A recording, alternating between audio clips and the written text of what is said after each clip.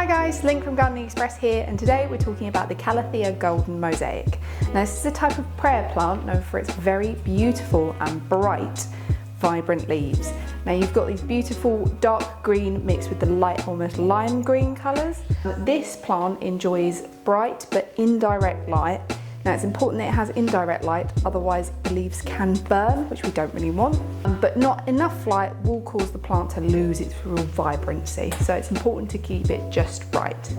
Now it does enjoy quite high humidity, so it's really good in bathrooms as well. Now you can keep it nice and moist without waterlogging it by making sure that your pot has good drainage holes or a pebble tray.